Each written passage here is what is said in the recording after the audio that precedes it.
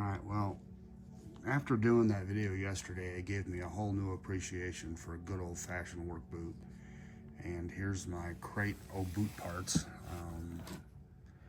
I tore those boots down. I mean, it's a shame that I had to tear that down, that I felt that I needed to, but I think it was really the only way to, bring some closure to this. People can reference the video and say, hey, yeah, this is how this boot is built and this is how the other one is built. Because, I mean, I think we're all just getting tired of hearing about it, and this should, hopefully put some things to rest.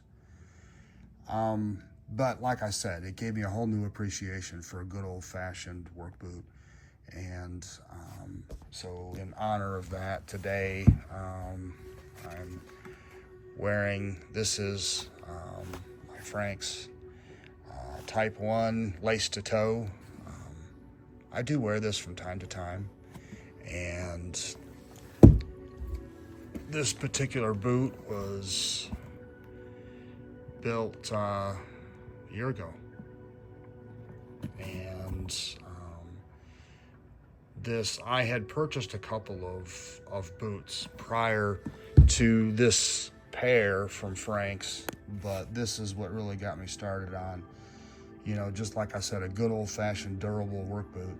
And then I went from there, and I stuck with Frank's for multiple reasons. One of them being the fact that it is built with a McKay stitch. So, like I said, I just have a whole new appreciation for how well built a boot with a McKay stitch is. So, you all have a good day. If you have any questions or anything about any of these boots, don't hesitate to, ask. Otherwise, you can reach out to Frank's. They are manufacturing boots with a McKay stitch. So,